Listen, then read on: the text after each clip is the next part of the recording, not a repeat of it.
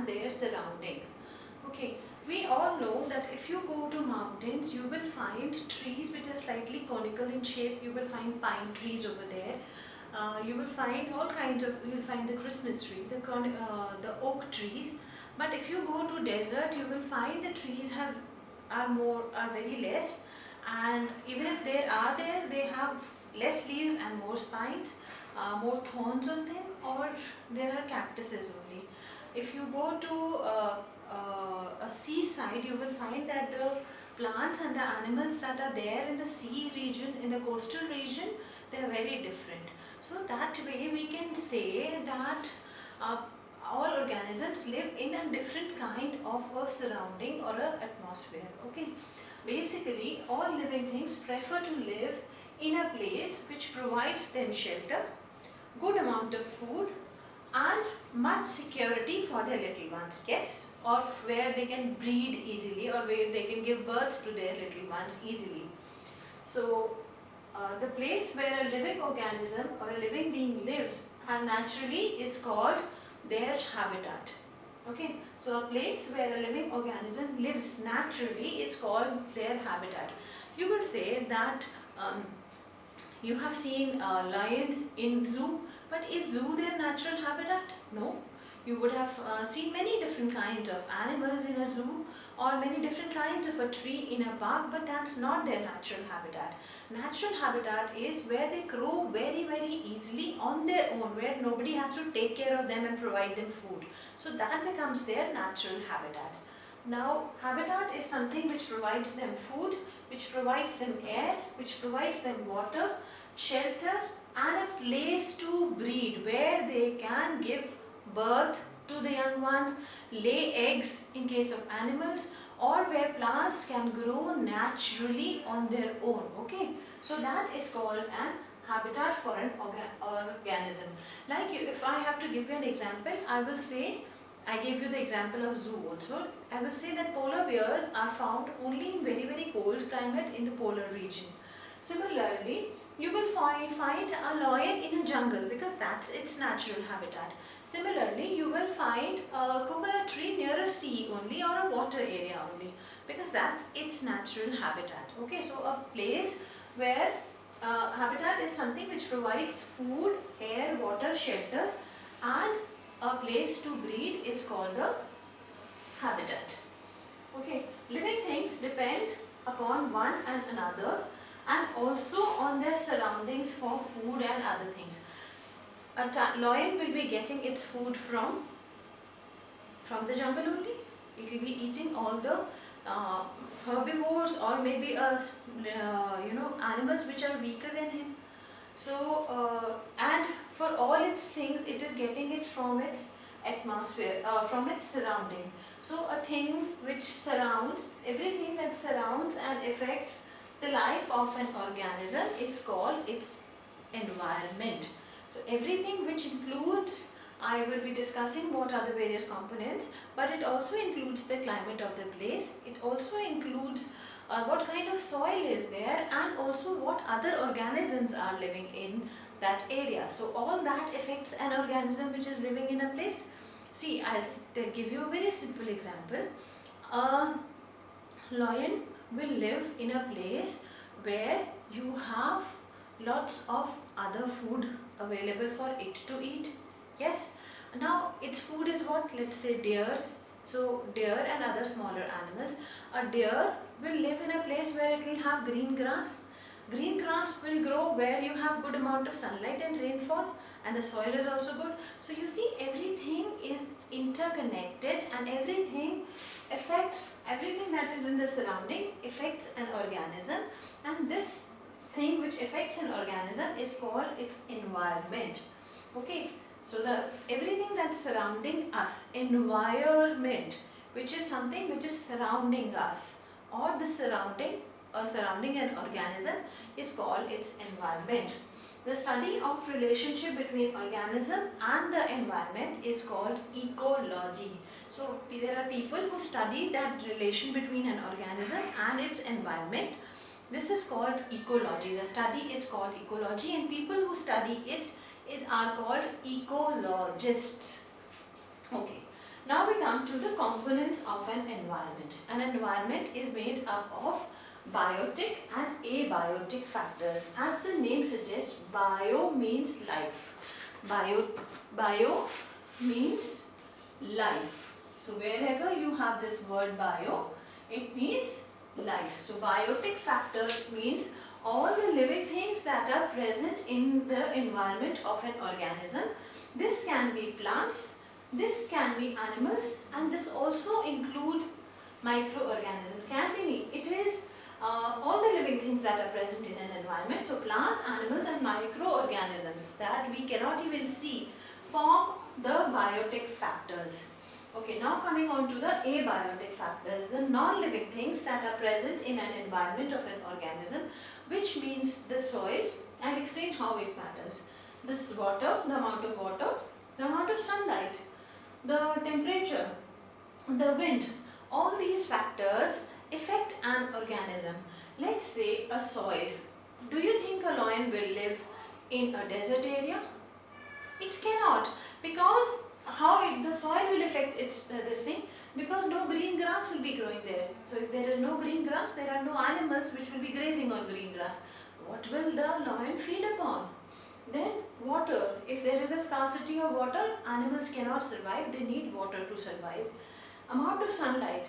If there is less, like in polar region, you don't have much plants growing because for 6 months there is darkness. So amount of sunlight also, if there are no plants, there won't be any herbivores, and you actually don't have any herbivores living in the polar regions. Similarly, temperature affects an organism. A polar bear cannot live in Ambala. It cannot survive because the temperature is very, very warm for it to survive. It will die because of the heat. Then wind factor, that is also an important factor. How it affects the living organism. Okay, now both biotic and abiotic factors form the environment, and all organisms are dependent on biotic and abiotic factors, and any change in even one of them. Let's say for 1 year there is less rainfall, there is a drought condition and there is no rainfall, which means there is no grass growing or very less grass growing, which means there is not enough food for the herbivores in that area. So the herbivores will either move away to a place where there is more food available to them, and if there are no herbivores, then who's going to eat them? That animal will also not find food. A carnivore will also not be able to find food. So either it will die or it will move to some other area. So you see how all these things are interdependent on each other, or they are dependent on each other, and this kind of things which influence, one factor influences the other, or this factor influences that one, is called interdependence. Okay, when organisms are dependent on each other, as well as the biotic and the abiotic factors, all this is called interdependence of organisms. Now let us understand the various biotic components of an environment. We know biotic components means the living components that are present in an environment. Biotic means living components. So what are the various living components of an environment? The first one, we divide them in 4 categories: producers, consumers, scavengers and decomposers. So the first category of the biotic component is a producer. As the name suggests, it is the one which is manufacturing the food. Okay, so it is only the green plants which have the capability to produce their own food using carbon dioxide, water and minerals from the soil, carbon dioxide from the atmosphere, and in the presence of green pigment and chlorophyll and sunlight. They can manufacture their own food from the things which are present, simple things which are present in the atmosphere, in the environment. Nobody else can produce their own food. So they are called producers. Example for this is green plants, because they manufacture their own food, and we also call them autotrophs.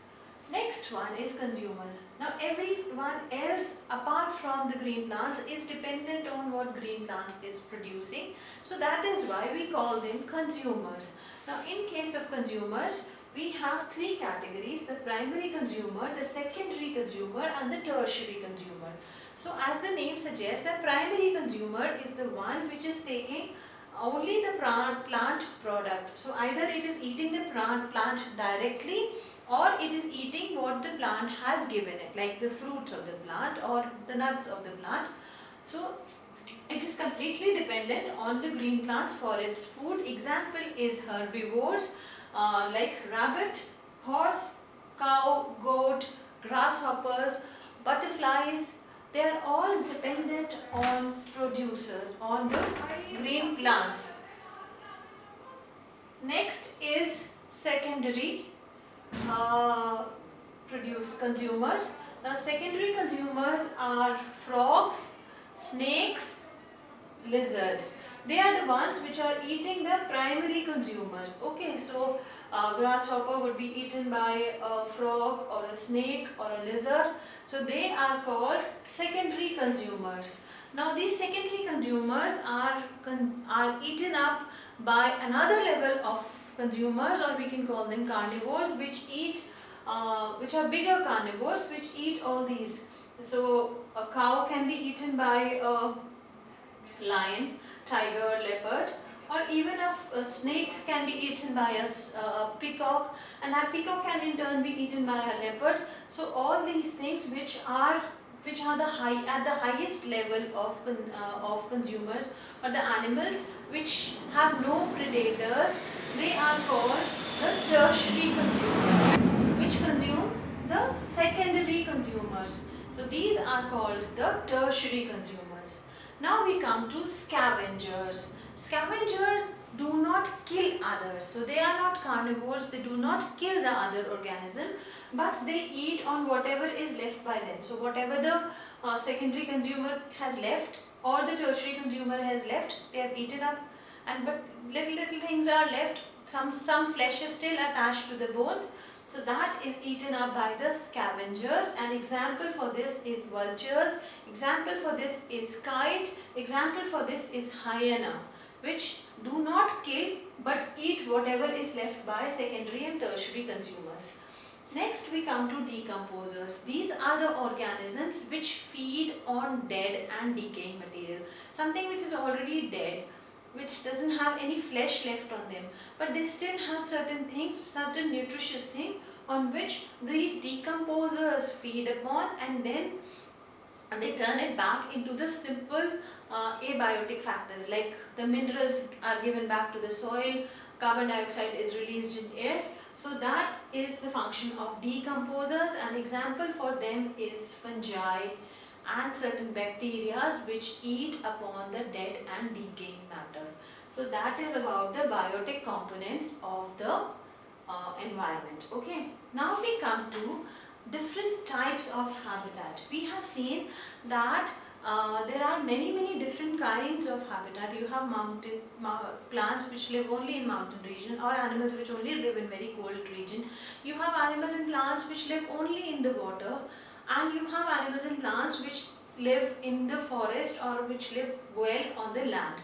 So that is why we can say habitat are of many different types. Basically we divide them in two types: the aquatic habitat, which means the life which exists in water, and the terrestrial habitat, which means the living organisms or the life which survives on land.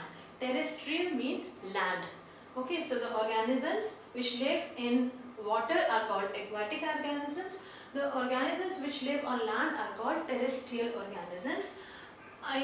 In aquatic, we divide it in two types: the freshwater organisms or organic habitat, or the organisms which live in fresh water are called freshwater organisms. So freshwater means the organisms which live in lake, or the organisms which live in rivers and streams, and the organisms which live in ponds. Now there are certain organisms which live in sea and ocean only, so they are called marine organisms, or marine or saline organisms, and this kind of habitat where you have certain kind of animals which live in sea and ocean only is called a marine habitat. Now coming on to the terrestrial habitat, which can be, you've seen the land features can be like deserts, the land features are like grasslands, the land features are green forest, thick green rainforest, and then you have mountainous region. So all these have different kind of organisms living on them. So these habitats are called the desert habitat, the grassland habitats, the forest habitat and the mountains habitat. We will be learning in detail about these habitats as we continue in this chapter. Now, to live in a particular kind of habitat, an organism develops a certain kind of features in them. Like if I give you an example of polar bear, it develops a thick fur around it because it is living in a very cold climate. Similarly, you would have seen yak has long thick fur, okay, because it is living in the mountainous region. So all these things, or a fish has a streamlined body because it has to cut through water current. So all these features which are favorable features which an organism develops to live in a particular kind of habitat is called the adaptation. Okay, so an organism is well adjusted to live in its habitat. It develops certain favorable conditions which help an organism to live and survive in that habitat. These features are called adaptations. Now let us understand the various habitats and the special features that are present to live in that habitat. So we'll start with the terrestrial habitat. Terra means land. It is a word which is taken from a language called Latin.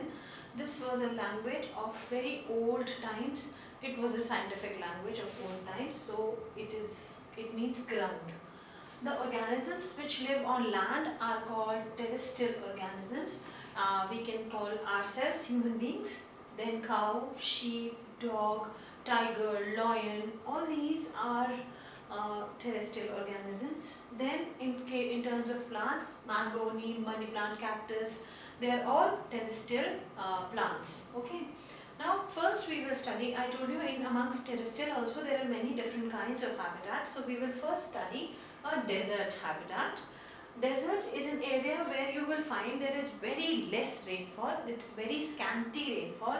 An average rainfall is of 25 centimeter in a whole year. That's so less. So and also the temperatures are very high during the daytime, especially during the daytime, because the soil is made up of sand and sand gets heated up very quickly. So daytime temperatures are very high. It is also very cold at night because sand equally loses the heat that it has gained in day very quickly. So it gets heated up very quickly, it gets cooled very quickly. So the nights are very cold. And the soil is very sandy. So that means very less plants can grow here, and hot winds blow or sandstorms are very frequent in that area. So this is about the desert. We know that very less rainfall, very high temperatures during day, very cold nights, and sandstorms constantly blow over there, and the soil is sandy. Now, despite this, we see many plants and we see many animals that are surviving in this region because of the various favorable features that they have taken, and these favorable features are called adaptations. Now let us learn about the adaptations in desert plants. So we know that we'll take an example of cactus. Cactus grows very nicely in a desert, and this is a common plant of desert. Why? Because they are adapted to conserve water, to save water. Since water is a scarcity in desert, all the adaptations that we see in cactus are basically to conserve water or to save the loss of water, and for that they have the following features. The first feature is, if you have seen a cactus plant, you will see that it doesn't have any leaves. Okay, all the leaves that are there on the cactus plant are basically the leaves have turned themselves, or we call it reduced themselves, as spines or as thorns. So you've seen cactus had lots and lots of thorns. That is because they are the leaves of the plant, but they have changed themselves into thorns, because had they been leaves, they would have had normal leaves, they would have had stomata, and through stomata we know during transpiration lots of water is lost. So they have to save the water. That is why they don't have leaves as normal leaves that we see, but they have leaves in the form of thorns. Now these thorns also protect them from the grazing animals. You know that camel wants to eat the plant, but it cannot eat cactus because that thorns will hurt him. So it saves them, or it also protects them from the grazing animals like camel. Now, the second one is, when it doesn't have leaves, then how does it mix its food? Its stem turns green in color. So the chlorophyll is not present in the leaves here. It is present in the stem, and this stem manufactures the food for the plant. So stem does photosynthesis in case of cactuses. Now it needs water. Some amount of water is still required by the cactus to grow.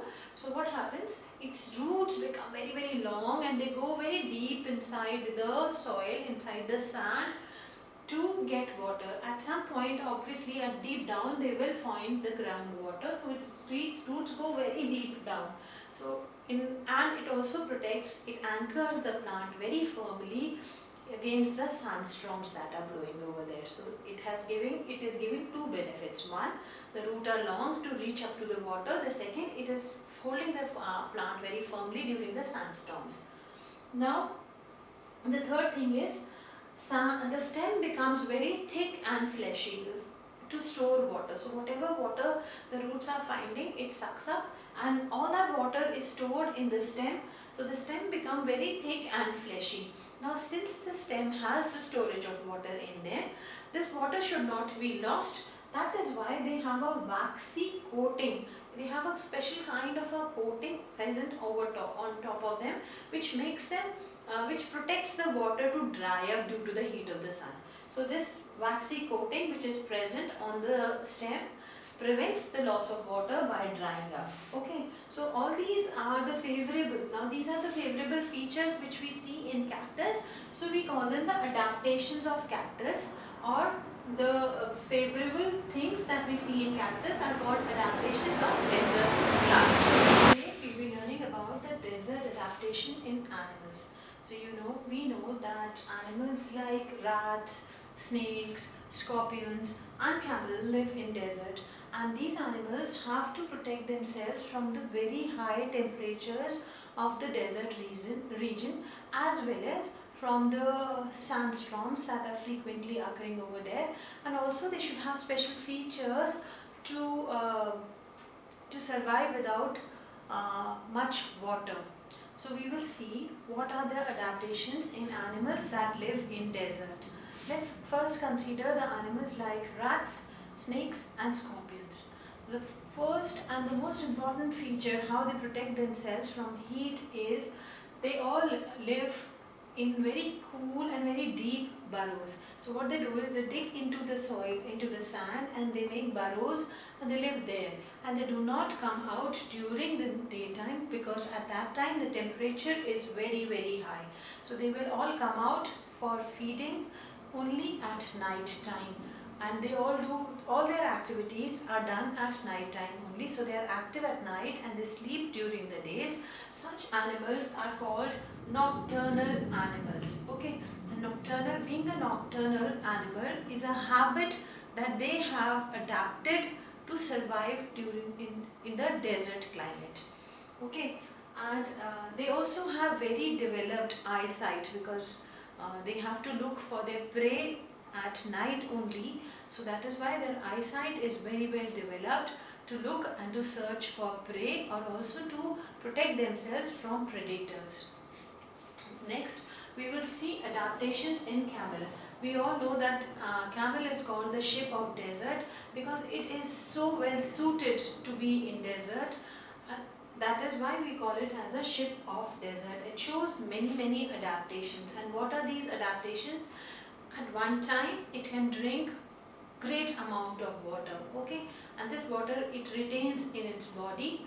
And this water, it can survive for without water for about 20 days. Without water it will survive for 20 days. And how does it survive without water? Because it excretes very less water. Its dung is very dry. It urinates very less, and it does not sweat out water. So that water is retained in its body only, and once it has taken it, it will not need water for 20 days.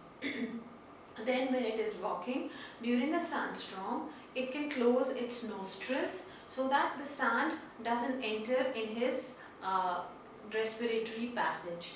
Also, it has got very long eyelashes. So when there is a sandstorm, it closes its eyelashes and the sand doesn't enter the eyes. Okay. Then it has a layer of fat. Now you know that camel is an animal which is a herbivore. So it has to eat on tree plants. So, and in desert there is very less vegetation available. So it stores its food in form of fat, which is in the hump of the camel that you see, and it can survive without food for many days by taking nutrition from the fat that is there in its hump. It also has, now it has to protect its body from the heat of the sand. You know that sand gets heated up very quickly, so its legs are very long. So the main body is not in contact with the sand, and that is why the heat of the sand doesn't reach to the main body. Only the forefoot which are on sand are in contact with the heat of the sand. Okay. Now the long legs prevent the heat of the sand to reach up to the body. Then it has very broad and padded feet, so it can easily walk in the sand. For a person like us, we will find difficulty in walking on sand because our feet will go inside the sand. But it has very soft padded feet, and broad feet, so it can easily walk on sand. So these are the adaptations that we see in camel, and rest of the adaptations we will be learning in the next video.